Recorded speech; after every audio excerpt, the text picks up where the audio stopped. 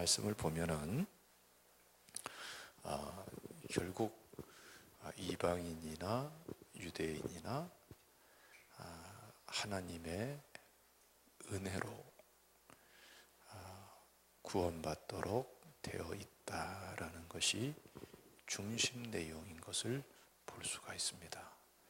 여러 가지 상황들이 펼쳐지고 과정들이 있습니다만은 그 이방인들의 그 과정이나 또 유대인들의 과정이나 그 과정은 틀리지만 결국 한 가지 내용이 계속 흐르는 것이죠. 그것은 뭐냐면은 우리 인간은 의롭지가 못하다 이거예요. 그야말로 죄의 삭은 사망이고 그 죄의 삭대로 우리가 값을 치른다면은 다 지옥 갈 수밖에 없는 그러한 존재다라는 것을 말씀하고 있는 것입니다. 그래서 결국은 하나님의 은혜로 믿음으로 십자가 부활의 은혜로 그 은혜를 믿음으로만 구원받을 수 있는 것이다. 이 결론으로 계속해서 말씀이 모아지고 있는 것입니다. 오늘 우리가 함께 봉독한 이 본문 말씀도 결국 거기에 초점 두고 있는 것을 볼 수가 있는 것이죠. 그래서 하나님의 말씀을 통해서 깨달아야 될 것이 무엇인가, 특히 본문의 1차적인 배경이 되는 말씀인 율법을 통해서 깨달아야 될 것이 무엇인가, 율법의 기준으로 우리의 모든 것을 볼 때에 유대인이나 이방인이나 의롭다고 인정받을 사람이 아무도 없다. 그래서 율법은 죄를 깨닫도록 주신 하나님의 은혜의 말씀이다. 할렐루야. 그거를 말씀하고 있는 것입니다. 그래서 오늘 말씀 보면은 하나님의 긍휼에 대해서 32절에 또 다시 말씀이 이어지는 것을 볼 수가 있습니다. 앞에서 30절에서 이방인들이 하나님의 긍휼을 입는 것에 대해서 말씀하고, 그 다음에 31절에 보면은 그 이방인들에게 베푸시는 긍휼로 인해서 또 유대인들도 긍휼을 입게 되는 것을 말씀을 하고 있습니다.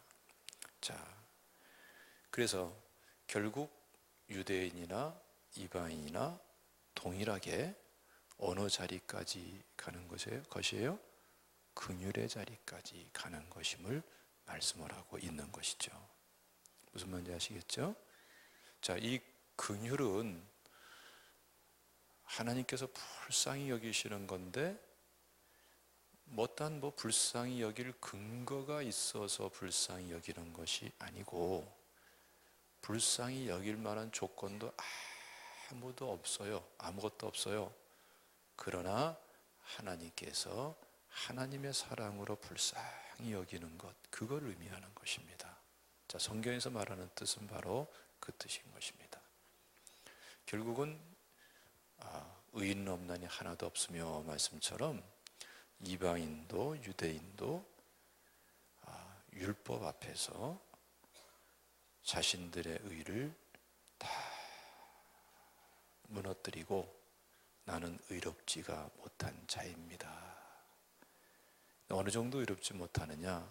결국 하나님의 긍휼밖에 나는 구할 게 없습니다. 자, 하나님께서는 이 자리에 가게 함으로써 하나님의 구원을 이루시는 분이다라는 것을 말씀하고 있는 것이죠. 아시겠습니까? 그래서 은혜는 어느 선에서 출발하느냐? 내가 죄인됨을 고백하는 그 자리에서 하나님의 은혜가 시작된다 이렇게 말하죠. 또 한편으로 말하면은 그야말로 하나님의 긍휼밖에 없습니다 라고 고백하는 그 자리에서 하나님의 은혜라는 게 시작되는 거예요. 아시겠습니까? 예. 그래서 오늘 본 말씀 보면 특이한 말씀을 우리 32절에서 하시죠. 하나님이, 다 같이 읽어볼까요? 시작. 하나님이 모든 사람을 순종하지 아니하는 가운데 가두어 두심은 모든 사람에게 긍휼을 베풀려 하심이로다. 자, 하나님이 이제는 모든 사람을 어떻게 말씀합니까? 순종하지 아니하는 가운데 가두어 두심은. 우리말로도 굉장히 독특한 표현이죠. 예. 원문의 뜻이 이런 것입니다. 순종하지 않는 그 안으로 계속해서 모아 가신다는 거예요. 마치 물고기를 잡을 때에 막 물고기를 몰죠, 그렇죠? 첨벙첨벙 거리면서 하고서 한쪽에서는 투망을 가지고 기다리고 있잖아요. 예? 그리고 투망 속에 다 가두어 버리잖아요. 그러한 표현이 여기에 있는 것입니다. 그러니까 하나님께서는 불순종이라는 그 불순종 안으로 모든 사람들을 계속 모아간다는 거예요. 자, 어떤 의미에서 말하는 것입니까?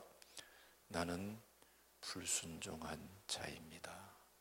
나는 율법의 모든 것 비춰볼 때에 나는 의롭지 못한 자고 나는 죄인입니다.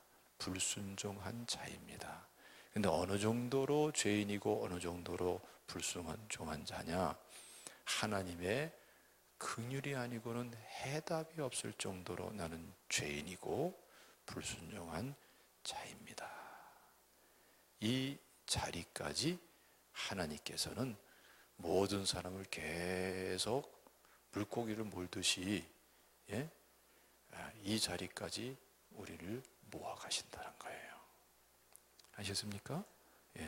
지금 우리도 하나님께서 이렇게 막 몰아가시는 대로 해가지고 어떻게 복음을 듣고 하나님의 은혜로 나는 죄인입니다 해서 구원받은 거예요. 뭐 다른 게 없는 겁니다. 믿습니까? 근데 여기서 우리가 이제 분명하게 짚고 넘어갈 부분이 하나 있는 것입니다. 그것은 뭐냐 하면은, 자, 이 긍휼은 어떤 개념에, 어떤 입장에서의 긍휼을 생각해야 되냐 하면은, 물론 하나님께서 베푸시는 긍휼인데, 자, 이 긍휼이 하나님이 베푸시는, 아무 조건 없이 베푸시는 이 긍휼이 어떤 사람에게 해당되는 긍휼이냐 하면은, 긍휼의 자격이 있다는 거예요. 긍휼이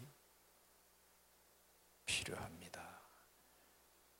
내게 긍휼이 없으면은 소망이 없습니다 라고 깨닫고 고백하는 사람에게만 해당되는, 베풀어지는 긍휼이에요. 아시겠어요? 하나님은 사실은 모두에게 긍휼을 베풀지만 지금 여기서 말씀하는 긍휼은 구원의 은혜에 입각한 긍휼인 거예요. 그래서 하나님 앞에서 나는 정말 불쌍히 여김 받을 조건이 아무것도 없습니다 라고 깨닫고 고백하는 사람에게 하나님이 주시는, 오늘 본문에서 말하는 긍휼의 은혜가 그 사람 것이 되도록 하나님은 허락해 주시는 것입니다. 할렐루야. 그래서 모름지기 죄를 깨달아야 은혜를 받을 수가 있는 거예요. 우린 자꾸 은혜를 사모합니다. 막 기도 받으면 은혜가 막 쏟아지는 것 같고 막 임파테이션 얼마나 열정들이 참 대단하죠. 그런데 모든 은혜는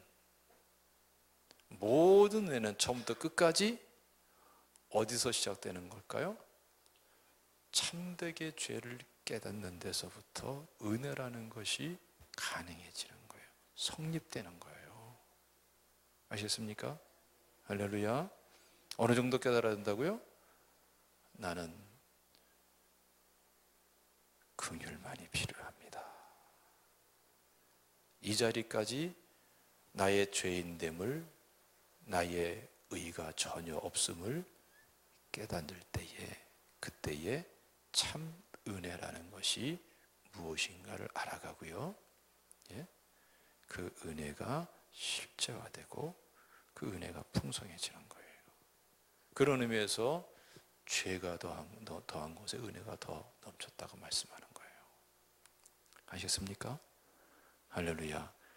그 모름지기 깨달아지는 죄가 중요하고요, 죄를 깨닫는 게 중요한 것입니다. 그래서 내가 여러 차례 말씀드렸습니다마는 말씀을 아는 만큼밖에 회개를 못해요. 또 다르게 표현하면은 하나님을 아는 만큼밖에 회개를 못하는 거예요. 그래서 말씀을 자꾸 읽으셔야 돼요. 또 말씀을 자꾸 들으셔야 돼요. 새벽 예배드린 여러분들은 지혜로운 믿음의 소유자인 줄로 믿습니다. 할렐루야. 말씀을 알아야 읽어도, 그렇죠? 알고 읽어야 성경을 보는 눈이 자꾸 열려야 말씀도 들어오는 거거든요. 자기가 오해된 말씀, 왜곡된 말씀 100번 읽어봐야 그거는 도움이 안 되잖아요. 그렇죠? 할렐루야. 할렐루야. 예? 그래서 여러분, 우리 하나님께서는 내가 정말 하나님의 긍휼이 필요합니다, 이 중심이 하나님 앞에 정말 하나하나 새롭게 세워지고 새롭게 갖춰질수록에 큰 은혜를 주십니다. 자, 구원의 은혜, 우리가 예수님을 처음 영접할 적에도 이 고백을 통해서 사실은 우리가 구원받고 하나님의 자녀가 된 것입니다. 그런데 그것으로 멈추는 것이 아니라 똑같은 원리를 통해서 우리 신앙생활이 계속 이어지는 거예요. 그래서 우리는 늘 우리의 출발점을 알아야 되는 거예요. 우리가 처음 예수님을 영접할 때에 그 순전하게 주님 앞에 내 심령이 나는 죄인입니다, 별것도 아는 것도 없지만 왠지 모르게 말씀과 성령으로 나는 정말 죄인입니다, 보혈의 은혜밖에는 나는 소망이 없습니다, 나는 그 은혜를 나를 위해서 주님께서 허락해 주신 것을 믿습니다. 그러면서 감격하며 나갈 적에 여러분 어땠어요? 저는 그때 어땠냐면은 왠지 모르게 막 뜨거워지더라고요. 저는 못 느끼는 사람인데 잘. 그때 지금도 생생해요. 예? 생생해요. 예? 왠지 모르게 몸으로 느끼는 게 아니라 마음이 막 뜨거워져. 엠마오로 가던 두 제자처럼 마음이 막 뜨거워져가지고 막 어떻게 내가 왜 이러지 할 정도로 마음에서는 어떻게 막 이렇게 막 뜨거워지는 거예요. 예? 할렐루야. 예? 사람마다 조금 틀리겠습니다만은 저한테는 그렇게 하나님이 은혜를 주시더라고요. 그래서 내가 이상해졌다 그랬어요, 속으로. 그거 참 감사하대요. 예. 어쨌든 여러분, 우리가 지금 하루하루 신앙생활 할 적에도 진짜 은혜로, 그것도 풍성한 은혜로 하나님의 언약이 성취되는, 하나님의 축복이 성취되는, 구원받은 자가 상속받을 그 은혜가 정말 그 축복이 우리 가운데 날마다 넘치도록 살아갈 수 있는 유일한 길은 뭐냐? 이 긍휼로 돌아오는 거예요. 할렐루야. 이 중심이 회복되기 위해서 기도하셔야 돼요. 예? 이게 진짜 크리스찬이에요. 예? 하나님, 나는 주의 긍휼만이 해답입니다. 할렐루야. 이 믿음을 구하시기를 주님의 이름으로 축원합니다. 축원합니다. 여기에 엄청난 비밀들이 많아요. 말씀드릴 게 사실 굉장히 많은데 여러분, 우리 크리스찬의 인격도 여기서 출발되는 거예요. 이거 없이는 그리스도인다운 복음에 합당한 인격 형성은 안 돼요. 편협되고 한정되고 상대적인 가치 기준에 입각해서 세상적인 인격은 형성되고 그 부분적 한정된 그리고 주관적 어느 범위에서 말하는 특정 문화, 특정 가치 체계, 특정 사회, 특정 상황 속에서 상대적 가치 기준 속에서의 어떠한 인격 형성은 될지 몰라도 복음에 합당한 인격 형성은 안 되는 거예요. 우리는 인격도 어떤 인격으로 세워져 가야 돼요? 복음에 합당한 인격으로 세워져 가야 돼요. 믿습니까? 예. 그것이 그냥 세워지는 게 아니고 복음을 알아야 되는 거예요. 그래서 이 긍휼이라는 게 굉장히 중요한 거예요.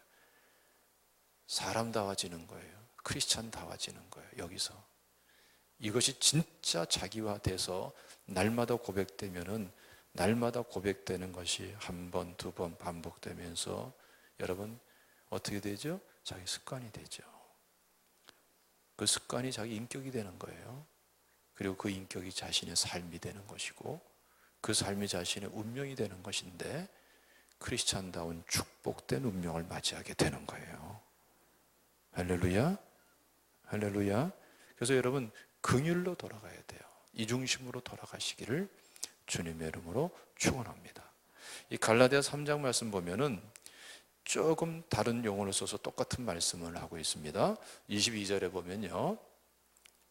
그러나 성경이 모든 것을 죄 아래 가두었으니 이는 예수 그리스도를 믿음으로 말미암는 약속을 믿는 자들에게 주려 함이라 그랬어요. 자, 로마서 11장 32절에서 뭐라고 그랬어요?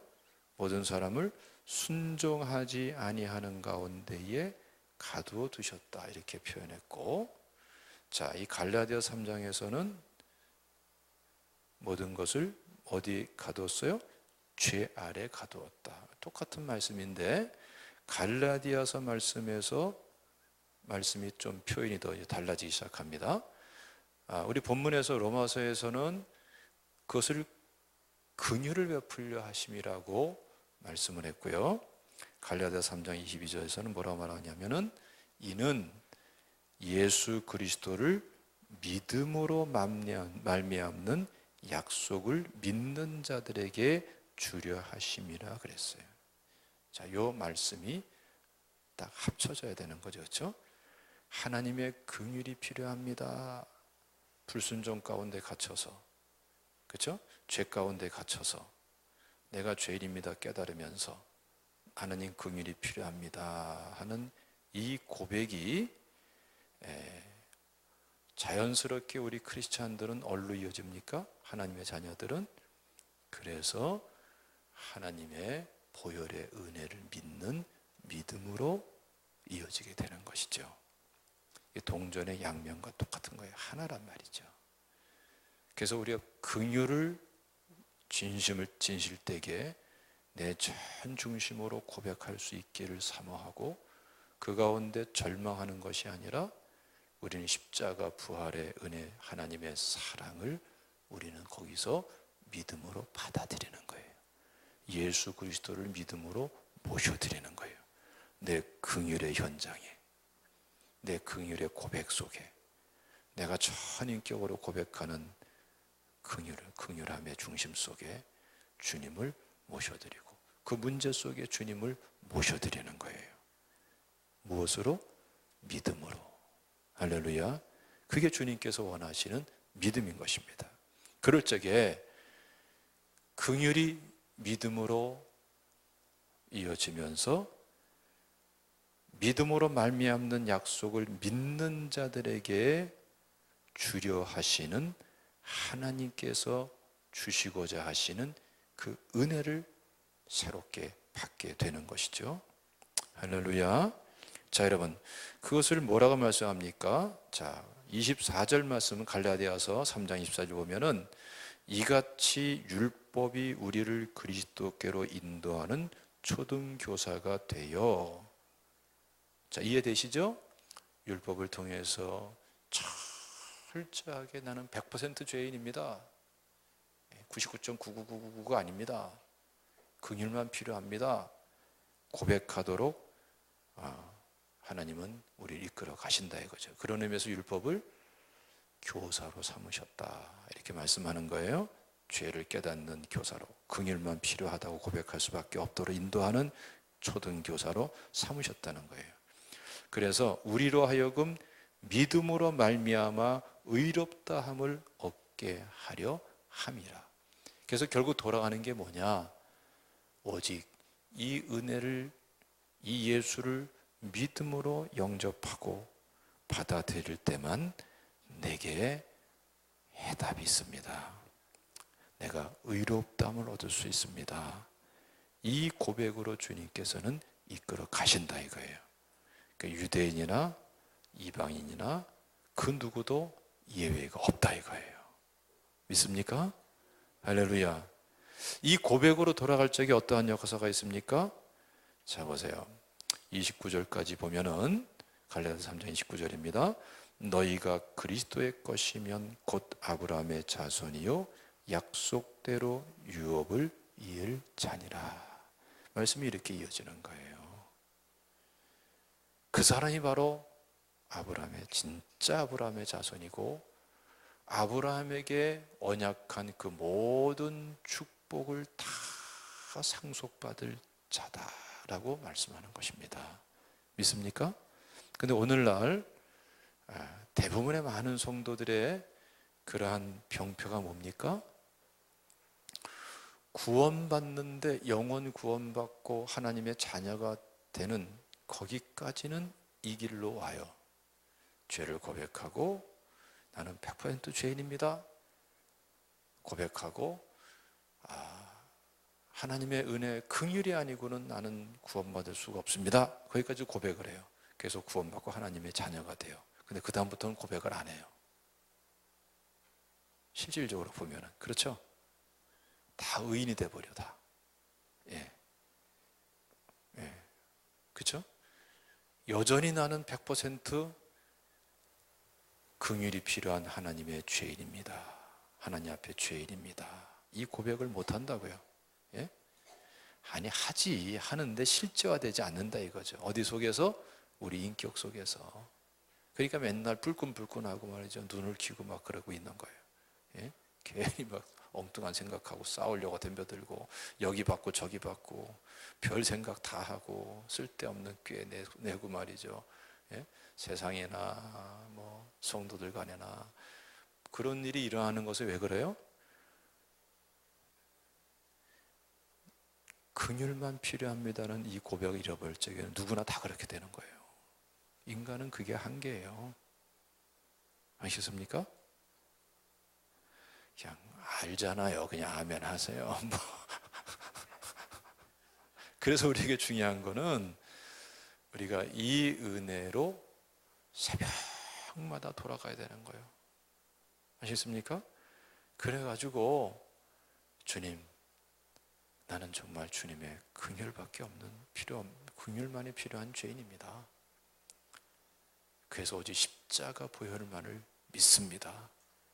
할렐루야. 예. 그래서 주님, 내가 하나님의 자녀답게 하나님의 자녀다움 그 아브라함의 자손으로서의 상속도 받을 줄로 믿습니다. 이렇게 나가야 되는 거예요. 믿습니까? 할렐루야. 예.